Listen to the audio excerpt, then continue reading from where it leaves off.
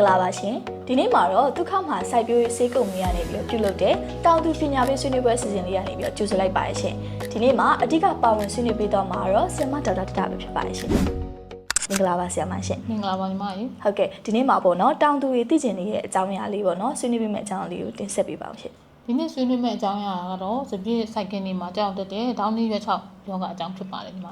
ဟုတ်ကဲ့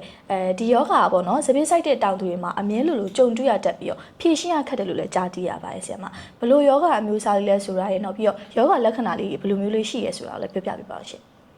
ဒီယောဂါကဥမိုက်စီလို့ခေါ်တဲ့ပုံနှိပ်မှုမျိုးစားပေါ့အဓိကတော့ရေကြိုက်တဲ့မှုမျိုးစားပေါ့သူ့ကြောင့်plasmopara လို့ခေါ်တာပေါ့သူ့ကြောင့်ကြတဲ့ယောဂအမျိုးအစားဖြစ်ပါတယ်ဆိုတော့ဒီယောဂရဲ့လက္ခဏာကြောင့်မပြောခင်ဘယ်လိုအခြေအနေမျိုးမှာကြတတ်တယ်ဆိုတာကိုအရင်ဆုံးပြောချင်တယ်သူကဆွတ်ဆိုထိုင်းပိုင်းပြီးတော့ဆိုထိုင်းစာအရမ်းများနေမယ်အထူးသဖြင့်တော့ညအပူချိန်18ကနေ28ဒီဂရီစင်တီဂရိတ်ဝန်းကျင်ရှိတဲ့အခြေအနေမျိုးမှာကုသကြရမှုများတတ်ပါတယ်ဒီယောဂဖြစ်စေတဲ့ရှိကဒီယောဂကြဖို့တဲ့စိုက်ခင်းမြေထဲမှာဖြစ်ဖြစ်ယောဂကြထားတဲ့အပင်ပိုင်းဆိုင်ရာအစိတ်ပိုင်းထဲမှာဖြစ်ဖြစ်သူကနှစ်ကလာတော့ကြာတဲ့အထိခိုအောင်ရှင်တန်နိုင်ပါတယ်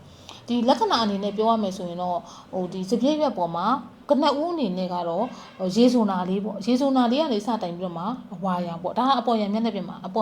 တွေ့ရတာအဲ့ဒီလိုအပေါ်မျက်နှာပြင်မှာအဝါရောင်ရေဆိုနာကွက်ကလေးစပြီးဆိုတာနဲ့အောက်မျက်နှာပြင်ကိုကြည့်လိုက်မယ်ဆိုရင်ဝါကုန်းမြင်လေးတွေတိတိလေးကတ်ထားသလိုမျိုးအဖြူရောင်အကွက်လေးတွေတောင်တကွက်မြတ်တကွက်မျိုးတွေ့ရတတ်တာပေါ့ဒါကဒီဒေါင်းနီရွက်6ရဲ့ကနက်ဦးလက္ခဏာဖြစ်ပါတယ်ဒီယောဂကြောင့်မှုပြင်းထန်သွားပြီဆိုတော့ရွက်6ဆိုတဲ့အတိုင်းပဲအရွက်တစ်ရွက်လုံးစပြည့်ရွက်တစ်ရွက်လုံးဝါပြီးတော့6တော့တာမျိုးမတို့တွေ့ရမှာဖြစ်ပါတယ်အဲ့ဒီလက္ခဏာမျိုးတိုင်းပဲမတို့စပြည့်အသီးခိုင်ပေါ်မှာလေအဖြူရောင်ဝါကုန်းမြင်လိုဟာမျိုးမှုမြင်နေကတ်နေတာမျိုးမတို့တွေ့ရနိုင်ပါတယ်ဟုတ်ကဲ့ရှင်ဒါဆိုလို့ရှိရင်တပိတိအထွတ်နှုံတိတိတတတော့ထိခိုက်စေနိုင်တာပေါ့နော်ဆရာမဒီယောဂါကိုဘယ်လိုမျိုးကာကွယ်မယ်ဆိုရင်ရောတက်တာစီမလဲဆရာမသူကဒီပေါ့ပုံနှိပ်မှုအမျိုးအစားဖြစ်တယ်ရေကြိုက်မှုအမျိုးအစားဖြစ်တဲ့အတွက်ကြောင့်ဒီမှုသက်စေတစ်မျိုးလေးကိုအသုံးပြုပြီးတော့နှိမ်နေတာတော့ဒါထိရောက်တဲ့နှိမ်နေမှုမဟုတ်ဘူးသူ့ကိုနှိမ်နေမယ်ဆိုရင်အမတို့ကတခြားသောစိုက်ခင်းကိုပြပြင်ထိမ့်ဆောက်ရှောက်ရမယ်နည်းစနစ်တွေကိုလုပ်ပေးဖို့လည်းမဖြစ်မနေလိုအပ်တယ်အရေးကြီးတာကကြတော့အမတို့စိုက်ခင်းမှာအဆိုတက်လွန်ကဲမှုမဖြစ်အောင်လို့လောက်ဆောင်ပေးရမယ်နောက်ကပေါင်းမြက်တွေကိုမဖြစ်မနေရှင်းလင်းပေးရမယ်ဒါပြီးတဲ့ဆိုရင်တော့ဒီစိုက်ခင်းက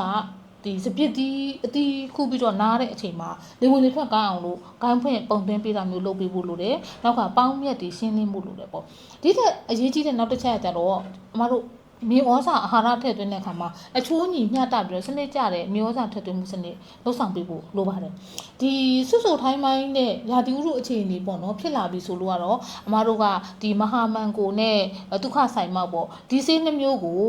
နှုတ်ထအားဖြင့်မဟာမန်ကို2ဆဒုက္ခဆိုင်မောက်1ဆပေါ့ဒီအချိုးလေးနဲ့